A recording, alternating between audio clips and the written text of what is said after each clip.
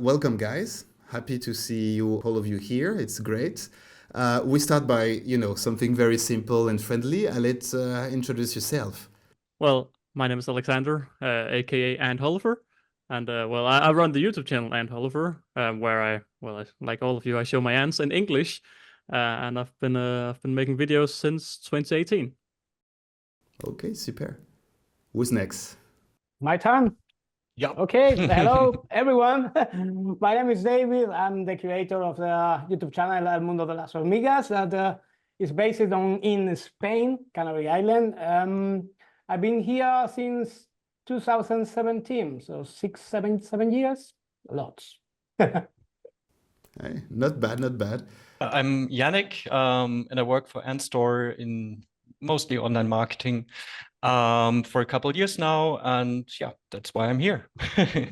Guys, you have all in common to be ant keepers, basically. There is kind of magic in it, and we all face some challenge with our colonies, and it's cool just to see a bit like how is first your environment, like how is the ants like in Canary, for example.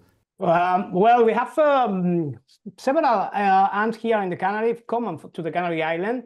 The funny thing is that the same species have some difference between it depending of each island. For example, there's a common ant from here that is called Mesomino esperius. So it's a Hasberter ant. And it's in Gran Canaria they are completely black, but in Tenerife they are half red and half black. So we have several species. Another one is a Camponotus rufoglaukus that is in Gran Canaria is black, but in Tenerife is half red and half black. Maybe because it's an island, or it's probably the reason why. I don't know, but they are completely different. Yeah, we also have some common species like the ghost ant. What was the name? Tapinoma malocephalum. Ghost ant, very small and transparent. And another one very common here in gardening houses is the Monomorium pharaonis. That ant destroy everything in their path. You know, we have to take care with our colonies at home with the ant because they destroy all the colonies. Well, in Denmark, it's a lot of Lasius niger pretty much everywhere. It's very rare to see non-Lasius niger, unless if you go to a forest, you can be lucky and see Formica rufa. That's kind of the two species that dominate Denmark. I've seen Lasius flavus here and there, and once Myrmica rufa, but when you see something that's not Lasius niger, then it's exciting. So that shows what diversity we have here. The Lasius, they just rule the entirety of Denmark. We have a lot of species, but I haven't seen them yet. So I mean, yeah. Not too many exciting ants to see. Well, Formica rufa are fun to observe in the woods, but generally there's not too much interesting, unless you count Lasius niger as interesting, of course.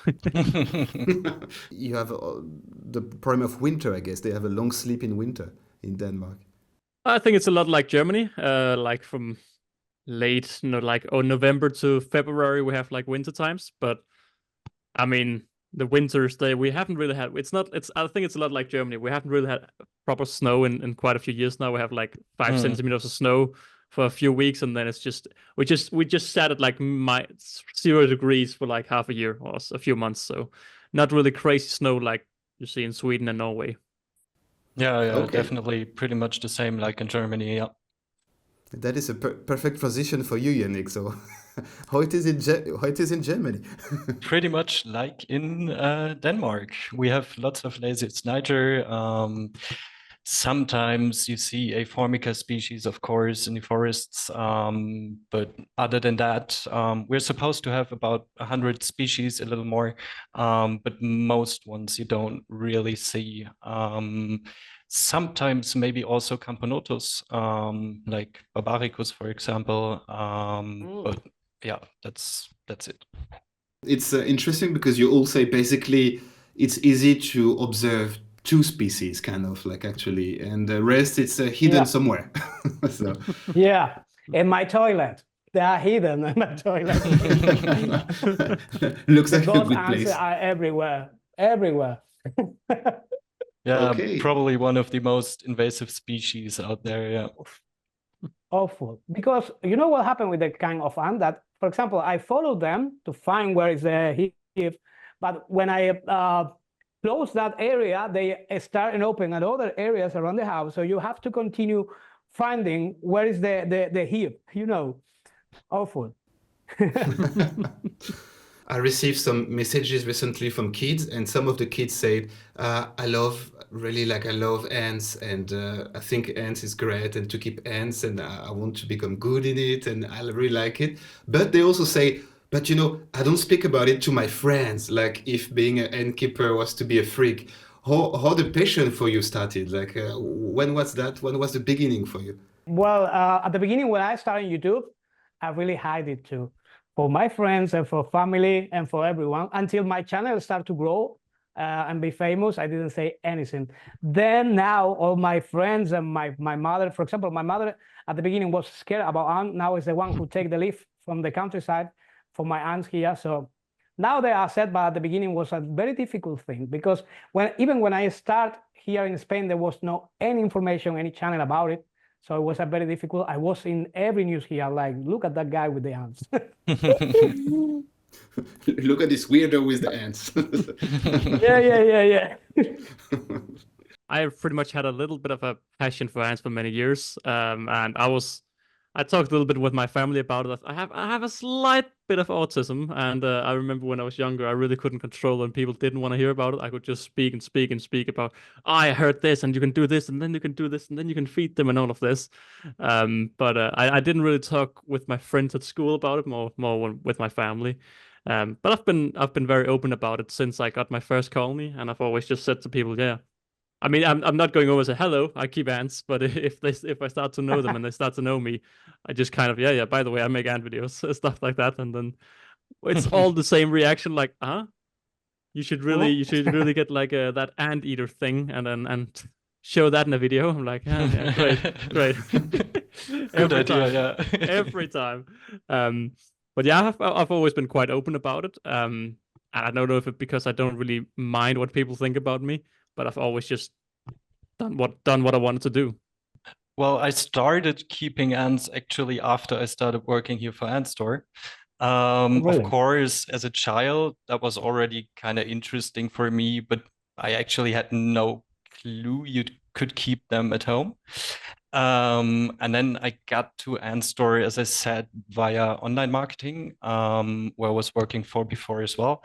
And yeah, then working here just got me interested in keeping them myself, even though we have lots of colonies here. I have some at home now, and yeah. Were you interested by other insects, by the way, or it was ants, or it was just like generally other insects? I mean, not for Yannick this question because it's just different, but so for the other two guys. I was interested in insects, but like any other kid, you know, you play with the insect when you're a kid, when you're young, but not especially focus on any kind of insect. I was more interested in animals, you know, big animals, dogs, bears, but not especially in ants or other insects. I don't think I was particularly interested in ants when I was young. I realized at one point when I was on a vacation in Greece, and I fed some ants some chocolate, and I just remembered like seeing the trail of ants going over to this melted chocolate on the side. And I every day I went out, I gave them a little piece of chocolate, and I enjoyed seeing them eat the chocolate.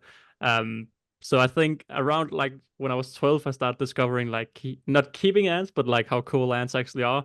But other insects, it's not something I've ever really cared too much about. Even today, I try keeping like snakes and millipedes and crabs and stuff like that, and mantises. It just doesn't really doesn't vibe with me. I don't see the progression of the colony growing bigger and bigger and bigger. You don't really have that. It's not as fun, I think. The social aspect, basically. It's watching like the progress. I mean, you have a mantis. The mantis grows bigger. You feed it, it grows bigger. You feed it, it grows bigger. But with ants, right? You feed it, they grow bigger. You feed. It sounds like the same, but the way you can see like the numbers explode and grow over time, that's I think what sets ants apart from other insects. Yeah.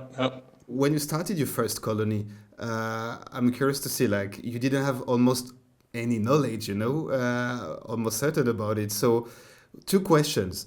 How that happened? I'm very curious to see that the first colony. Is that a success, not a success? What did you learn? And after, where did you get your knowledge? Well, I got my knowledge here at Anstore, I guess. And yeah, the first colony I got wasn't that successful. I don't have it anymore. But yeah, afterwards it worked, and now I'm successfully keeping 2 colonies, and yeah. So at the end it worked pretty good, but the start was complicated. Which colony do you have?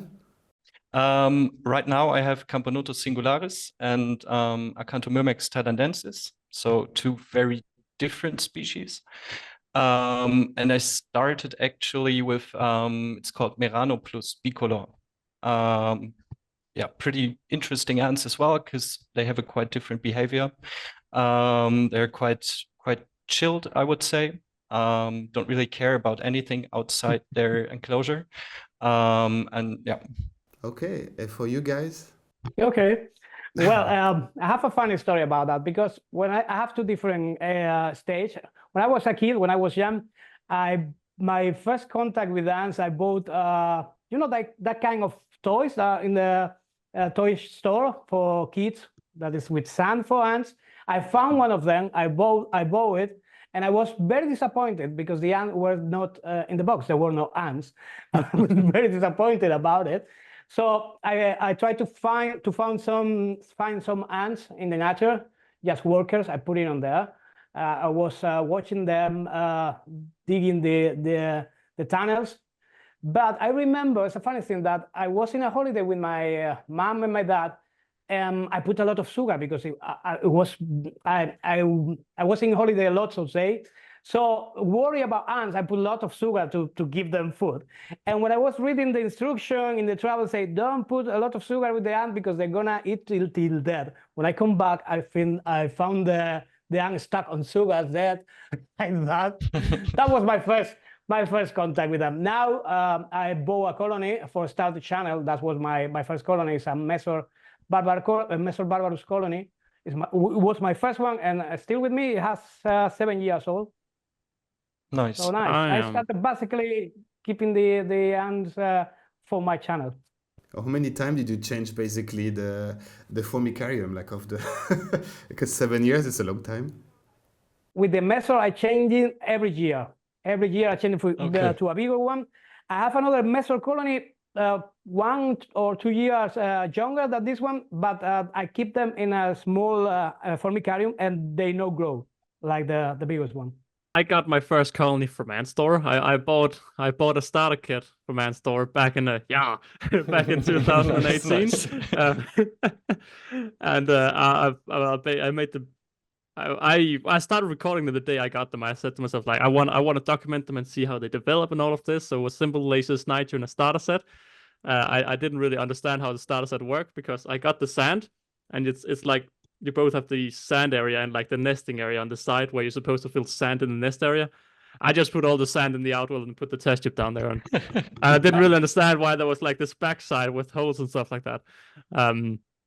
And in the end, I moved that colony into a naturalistic setup, and that's when hibernation hit, and I actually stopped keeping ants because it was so boring. Nothing happened, and I actually, in the end, I released them, and I sold, or no, I didn't even sell it. I just threw out all of my ant stuff. And a few months later, summer hit, and I started watching ant videos again. I'm like, I shouldn't have thrown it all out, and and then I started keeping ants again. That's actually when I took a trip. I drove from Denmark all the way to Berlin to Anstore and picked up a Camponotus vegas and a Mesobarbarus colony.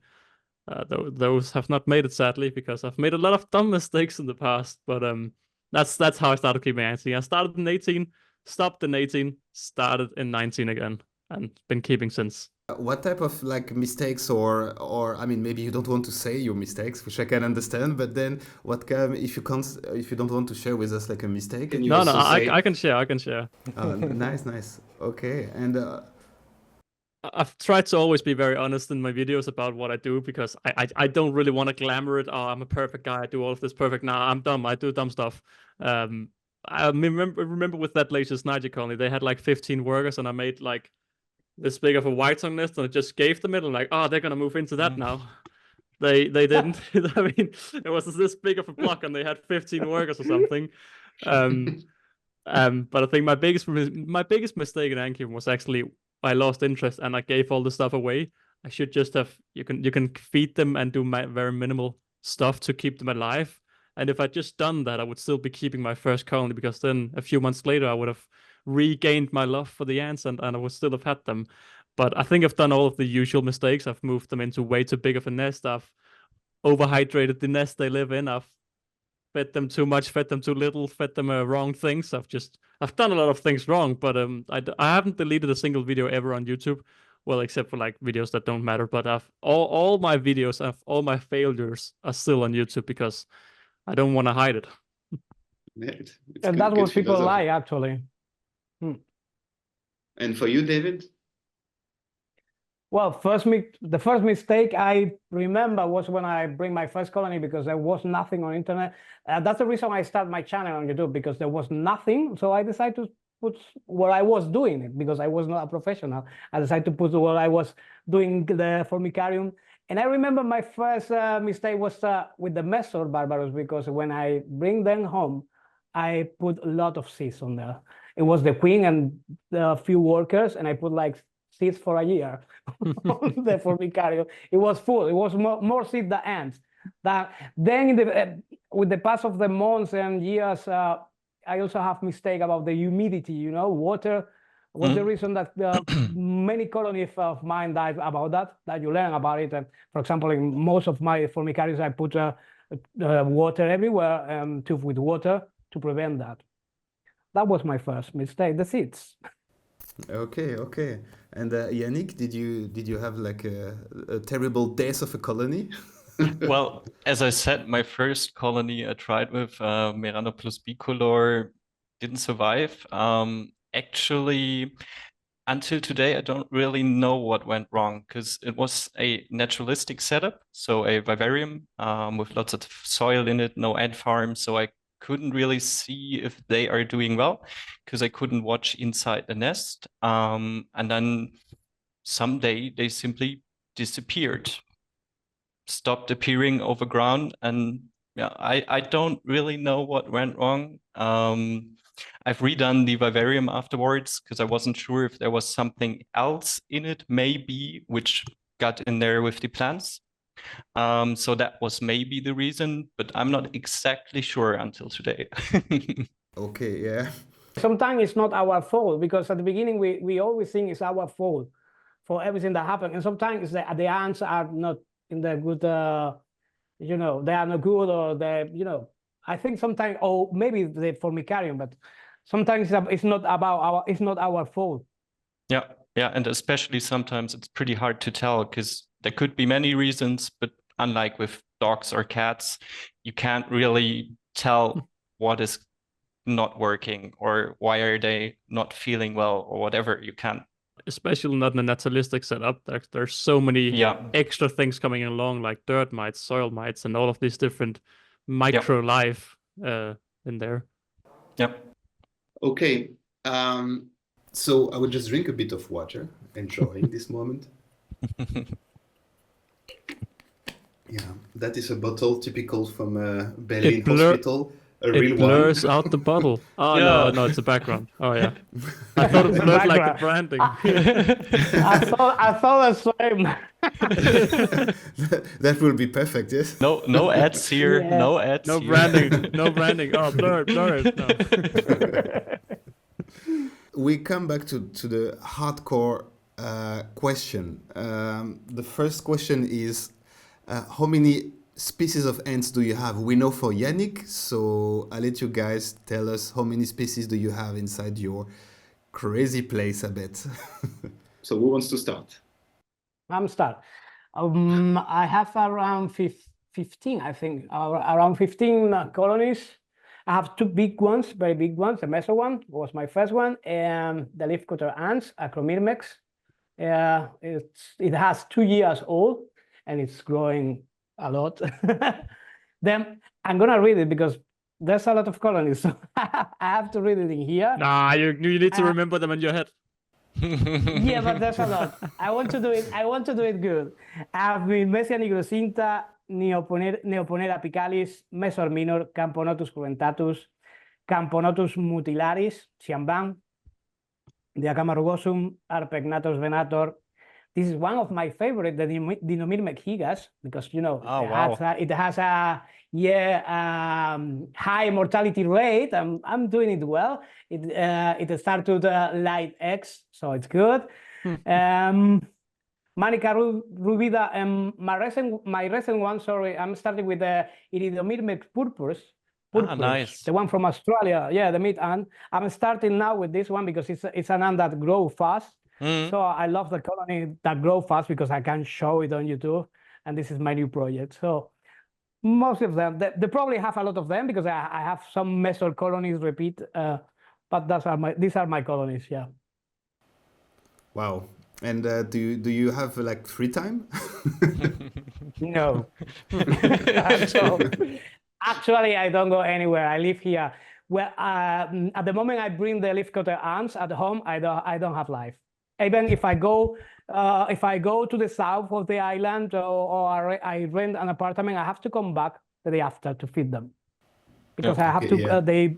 I don't like to put leaf for long days because they start to be dry. So I have to continue take care daily about these ants. Yeah, no and life. they are hungry.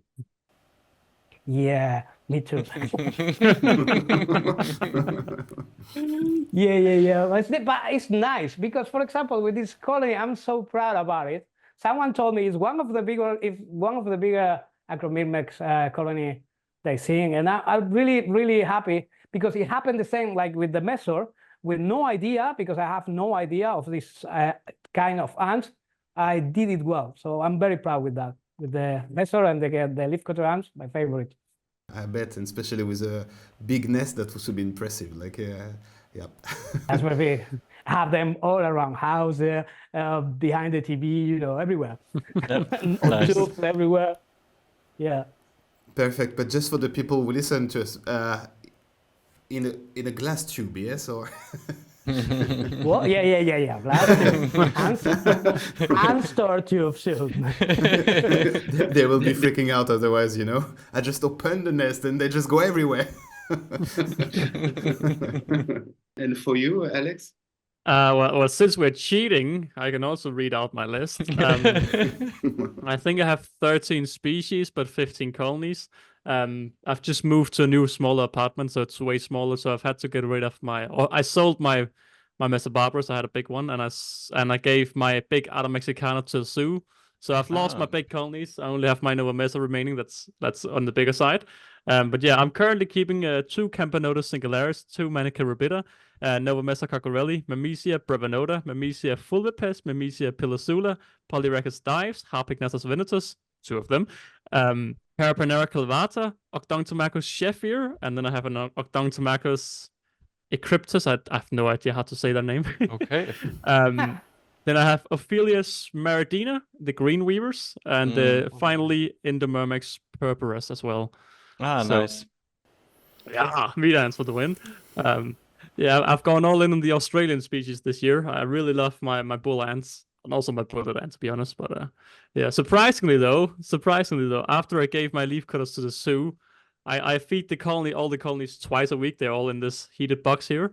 And I feed them twice a week. I clean them twice a week, and I spend like an hour and maybe 2 hours feeding and cleaning. So I can do all my ant maintenance in 4 hours a week. So even though I have a lot of colonies, it takes 4 hours a week if I really needed to do it fast. But I enjoy it and I don't do it fast. I do it every day in the morning. I have to do it every day in the morning. To feed leaves? No, not only the leaf, like some cricket to the Diacama. Oh, I forgot I have Polyrhacus zibes, so some cricket here, some, take care. The water, every morning I have to do the same routine. After the coffee, ants. And what is the biggest challenge for you, like to keep so many species of ants? Organization, food, what is supplying? For me, it's cleaning the big colonies. That's the one thing you can't do fast. You can do feeding, chop, boom. Give them water, give them sugar, fast. But cleaning, sitting there, and like it's easy. What I do, I take all of like, if we have the Noah mess outworld here, I take like all the ants in the hand and the trash and just put it in a separate box, and then I take the ants back into the outworld. And compared to all of the other small colonies where you just take the tweezers and just remove the food, the big colonies, that what ruins my day when they need a big clean, because it just takes 10 to 30 minutes to do one colony compared to everything else takes 10 to 30 minutes as well. So yeah. Okay. And for you, Yannick, actually, I'm curious because you have less colonies, and then for 2 colonies, how long it takes you, like in daily or weekly? Well, weekly, maybe half an hour, about that. Not much more. It's actually not much maintenance, especially because the Singularis is not that big yet, and they grow quite slowly, at least the first couple of years. So it's totally fine. And in the Acanthomyrmex thailandensis, it's a really small colony. It'll stay that size. So yeah, not much to do there. But we'll see in future. Maybe I'll get more colonies, and then it's more work as well, of course. Yeah, no, it's good to hear also, because I guess the people who ask themselves, should I have a colony? Like listen to you, like, oh my God, 4 hours, and should I really do that? It's 4 hours a week. Like I like feeding an hour, cleaning an hour, feeding an hour, cleaning an hour. It's not like a lot of time. But can I just ask a question for the ant store guys? How many colonies do you keep like on display? In Ant Store, you mean? Yeah. Yeah. Right now in the showroom, we have, I think, 40 colonies, 41, about that. It's 2 big Meso colonies. It's like 2 Acromyrmex, 2 or 3 Atta. That's of course a lot of work. Those ones. And then we have lots of different Camponotus species, of course. A really big Fulvipilosus, for example. And then Polyrachis divis, a huge setup. So yeah, that's definitely a full-time job then. Magic. That is it's a lot. And a lot of space too. Definitely, yeah. It has grown a lot also in the last 2 years, I think. When I started here, we had like 15 to 20 colonies on display, and now it's twice as much. But it's really nice to have them here.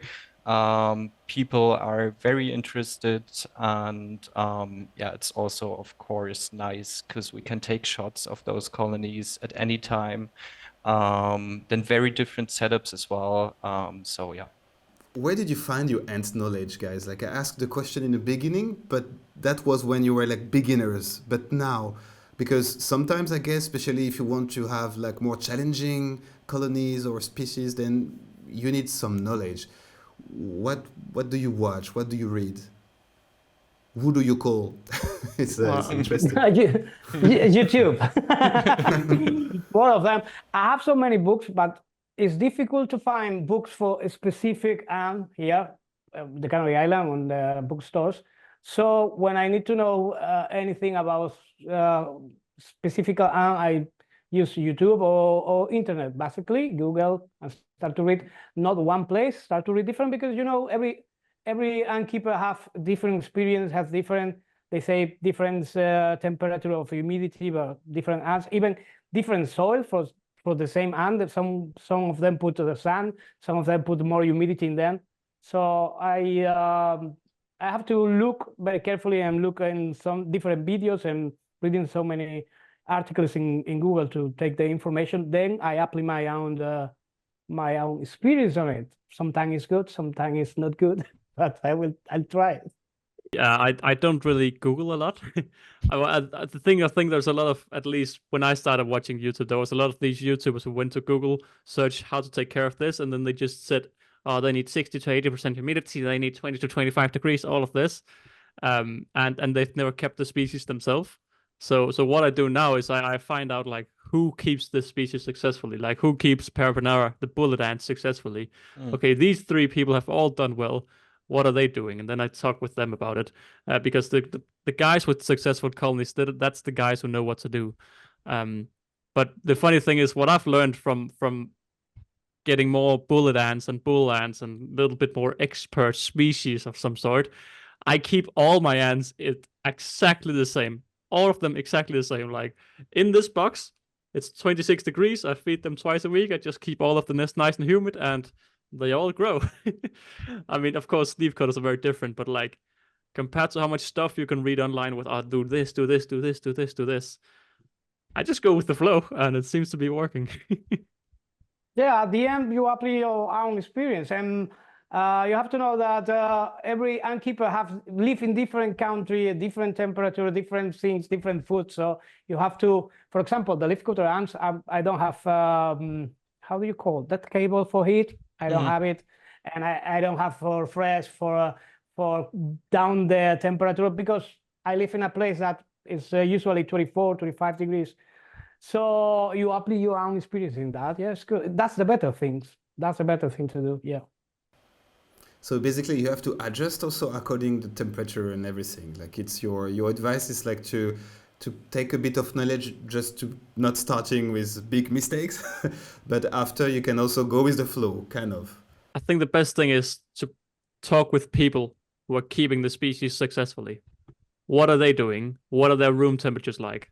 Maybe it's their native colonies, so how hot is it for them? Rather than just searching and just reading something on Google. I think it's good to like talk with the guys who keeps them.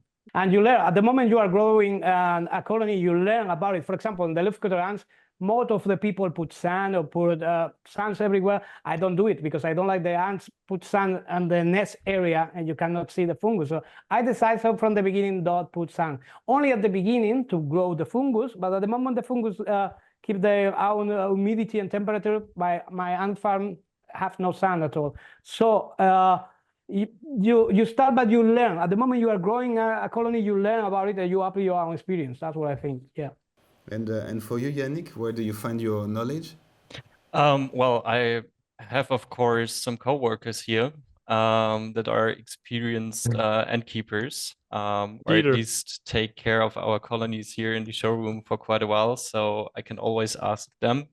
For species we don't keep here and we don't really have that much experience here in-house, I would totally agree with Alexander to try to find someone that has been keeping this species for a while successfully and ask him for tips, because that's definitely the best knowledge you can get, because on the internet you find stuff in any direction pretty much. This can rather confuse you, I think, than help you. So yeah. In other countries, but here in Spain, most of the ant keeper follow the ant store directories, you know, because in your web you have for each colony everything. And I know most of the ant keeper go to the web and start to see temperature, nest, you know, arena. Yep. Yeah, they read a lot about you. Yeah, I know that. I mean that's already important information, but there's certain things that you won't find there. So it's always a good start to check our website, of course, to get like the core data. But yeah, if you want to have further knowledge, it's probably best to find someone that has kept them a long time. Yeah. And there is also some problems you have to solve if you have the, I don't know, kind of a mushroom started to grow in your, and you don't want it or whatever. If you start to have too much humidity, how to clean, how to dry without damaging the colony. So all of this knowledge is definitely better to ask anyway to some other ant keeper with this experience. Yeah, that's what I mean, because it gets really specific there, and we simply can't cover that for any ant species out there. A good example of how the internet can be confusing. Just ask how to treat mites. Like people will say use lemon. Like 90% will say use lemon, and then the 10% who've used lemon will say that the lemon also kills the ants. It kills the mites, but it also kills the ants. It's like, okay, so I never heard about lemon. Yeah. No, but so I hear it all the time. Like every time, oh, you gotta put some lemon in there, and then I talk with people who've used that. Oh yeah, the ants they sit on it, but because there's so much, like lemon is something you also use to keep ants away, as a treatment for removing ants. So it removes the mites, but also the ants. So At least that's what Yeah. again, that's also what I've heard. I've never tested lemons because I was recommended not to do it. So here I am saying something that I haven't tested as well. But Another example is also with mites. Some people say simply take something and brush them off the ants. This might work with some species, but for most, definitely not. And if you have a colony of 1,000 ants, you'll be busy brushing your ants for a couple weeks, I guess. For the and if rest of it's your life. and if it's like Care Bear Diversa, where you can't even pick up the minors, like Yeah, because impossible. they're tiny. No, that's impossible. And also, it's something to care about the ants. And you already said like, okay, I started to film the ants, but why? What was the project? Was really like film from the beginning? You get the ants to film, or it's more like, okay, now they are there, and I think they are so cool. I want to share. What was the start? Well, For if me, I okay, start, no problem. all right, No, all no, right. come on. Well, I got my ants. I watched so many YouTubers like Ant Scandinavia and Ants Canada and all of these, and I was like, oh my God, I can definitely start a YouTube channel and grow a lot of subscribers. I've never done this to earn money, but I was always like, oh yeah, I can definitely be one of the big boys fast. And I remember I got my starter kit from Ant Store and like I put it in, put the sign in, and I grabbed my phone and I started recording them. Like, oh yeah, this is my first starter kit, and that's still my first video on YouTube. Like it's literally 5 minutes after I got the colony. All right, time for the first video. All right, let's see. But I think I quickly realized that there's a good reason why some YouTubers have grown big and some have not. And I slowly changed my mind from I want to do this to grow big to I want to grow this because I really enjoy like going back and watching the videos from last year and looking at the comments like, damn, I remember when they were tiny. Like I remember when this was I had this as just one single queen. She came with like 8 workers and they all died, and it was just a single queen, and now they're massive. And I really love rewatching the videos. Like, wow, so much has happened. So I think for me, initially, I wanted to become big famous YouTuber. Then quickly I realized that's not possible. So instead, I just want to do it for my own documentation of my videos, of my ants, sorry. And for you, David? Yeah, I was not interested in YouTube at all. I'm an old man. I'm 45 years old. You know, I'm not the kind of these young people that want to be YouTuber. I was thinking YouTube was only for videos, music videos, and that's all, and some information. I remember I bought my first colony, and when I bring at home my colony. Sorry for my English. It's not perfect, but I'm trying to do my best. The first time I bring my colony home, I had a book that I bought with instruction, but I forgot it on the plane. So I look on internet, on YouTube, I found anything. 7 years ago in Spain was anything about ants. So I decided to put 3 videos on YouTube if for people who has the same problem as me about a colony, they have no instruction or something. I remember I add 3 videos, the unboxing, how to prepare the ant farm, and how I move the colony, and I leave it there. And I remember like 3 months after, I was sitting on my couch watching TV, and I receiving a lot of messages. Please do more videos. Please do more videos. And I was thinking, who are these people who's writing me? And suddenly, I start with no people following me, and 3 months after was like 300,000 people following me, and whoa! So I decided to start to doing more videos with no experience. But I remember I have to read a lot and do the things well, because you know, there's a fan service behind that. If you do something wrong, they're gonna hate you and blah blah, a lot of things. So that's all. That was my beginning in YouTube. Now I like it. I'm planning to do another channel about it. I don't know, maybe for kids, or I had another one in English, but that was my beginning in YouTube. I was not interested at all on be a YouTuber. Now I am. Nice. Cool. And also, guys, the thing is, now you kind of a hub, you know, for other people. Like they can come and ask you a lot of questions. How many people ask you questions a week or something? Is that something you can answer? No, not at all. Not at all you can answer the question, or not at all there is too much person ask you question. There are so many people asking me questions every day, every moment, every second, every minute, and not some kind of question that people ask for everything. Most of my questions are like, oh, I move my ants, but they don't move. You are starting. What do you expect? Or I've been 3 days and the ant don't go inside the anthills. Question like that, most common of them. What I trying to reply always is when people tell me about, oh, my son is very fan, very fan from you. Can you make a video to him or something like saying hi? I always do that. But answer the question about keeping, I always do it in YouTube, because by mail, Instagram, or other social media are impossible because I have no time. I think for me, I've given up on like responding. I read pretty much all my comments on at least on some of my. I read a lot of the comments, but I don't respond to many of them. But if people send me like a message on Instagram, like a DM, a direct message, then I reply to all of them. I don't get that many. It's a lot up and down, of course. I'm not making many videos at the moment. I'm making very poor videos. I'm not really making my high quality videos because I'm focusing on moving. But I reply to everyone who sends like a direct message on Instagram and on Facebook and stuff like that. But the comments I just read through. If it's a super simple question, I answer, or maybe I say send a message to Instagram or something. Because the issue with YouTube is also when you reply to a comment, if someone has like, how do I keep this set up? And then you ask what setup, then it falls under a different category on YouTube, because there's the comments you've replied to and the comments you've not replied to. So when you reply to a comment, it goes in the other group.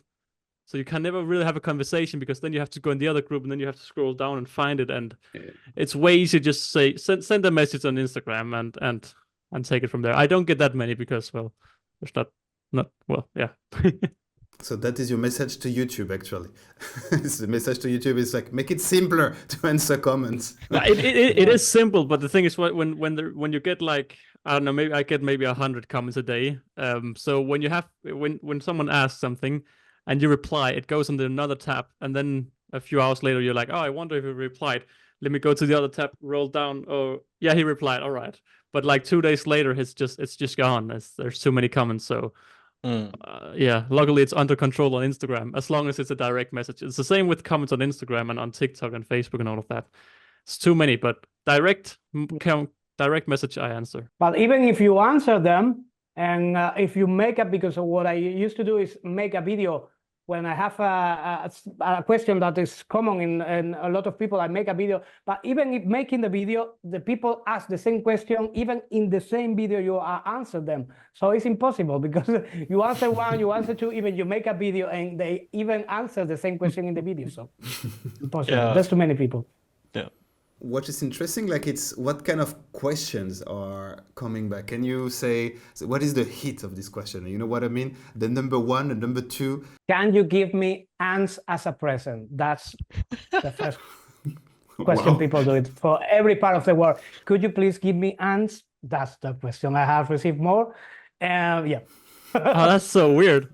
My top question Yeah. is always, what nest should I use? And I'm like, I need more context. What's the colony like? It's always just people are like, hey, can you help me choose what nest to use?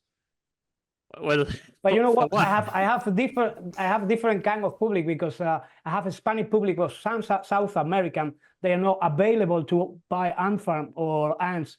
So the question are about how can I buy an ant farm, or how can I buy ants? Because in South America now it's much better after my channel rise. A lot of shop in South America starting.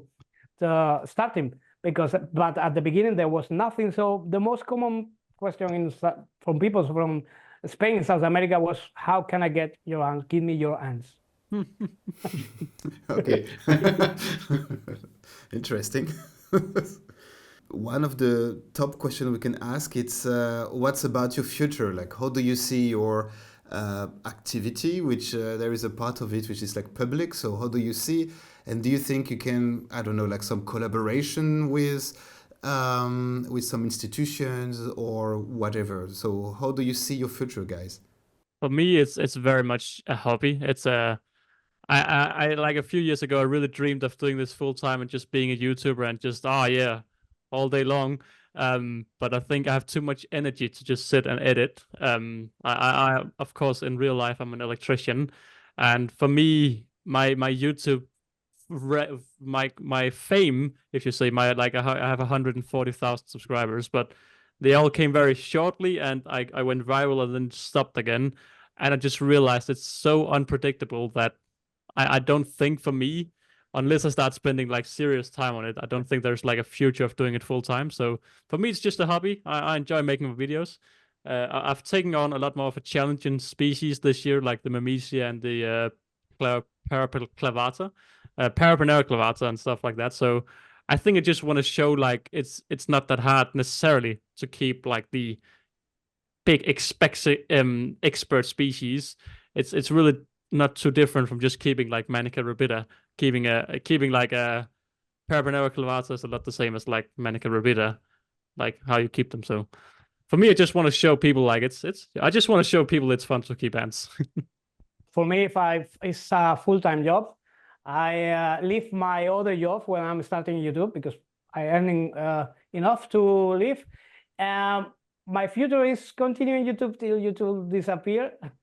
I don't know what I'm gonna do when I'm getting old. Maybe I make an avatar of myself by AI and then make a lot of videos because, you know, as long as YouTube is in there, I will continue in there. There are some future projects that I would love to do, for example, with the leafcutter ants, because they're so, how do you say, it's not a museum, it's a park with animals. And I will love to give it to them. At the moment, I cannot taking care more about them because I really want to keep it for myself. I have to do that. But my house is small. But that's I will love to show some of the colonies in the schools, but that's more in the future. At the moment, I live in YouTube. I have to focus all my time in YouTube. Yeah. And I have an advice for the people, if you let me, I have an advice for the people who want to make a channel about ants in YouTube, that focus at the beginning, because mostly of the people start with ants and they show the ants, you know? But the people don't want to show, the people don't want to watch you if you're not famous. So start for the beginning, start making tutorials, start how to do this, start the videos answering the question the people have about ants. And then when you grow, you can show yourself dance and whatever. But at the beginning, and then when you are famous and channel, focus on your subscriber, because we have we also want more subscriber, so we try to do a better title and a better picture for the videos. But when you are a big channel, you have to focus on your subscriber, because YouTube is only going to recommend the videos to your subscribers.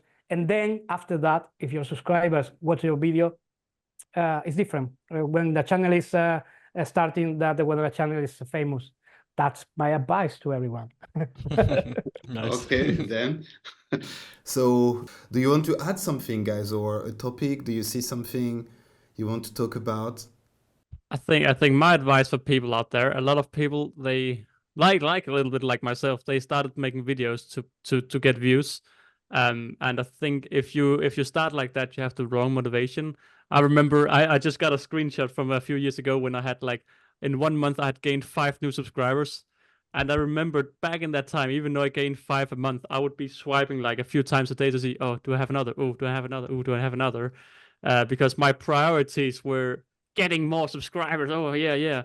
And I think that's the wrong. A lot of people start because, oh yeah, I want 1,000 subscribers. I want free stuff from Guy. I want to be sent free ants, free stuff, and all of this. And if that's what you aim for, I don't think you will stand that long, because YouTube is not a fast game. It's like consistency over long periods. Like you just gotta keep making videos, and to keep making videos, you need to enjoy making videos. So I think a lot of people start just because they want to grow big and famous.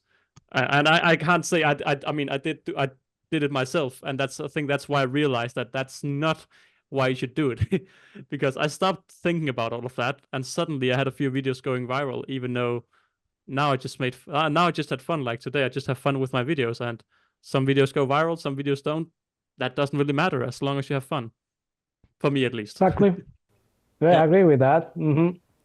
And for you, Yannick, do you have some advice about like end keeping too, or when you want to start, or do you have some?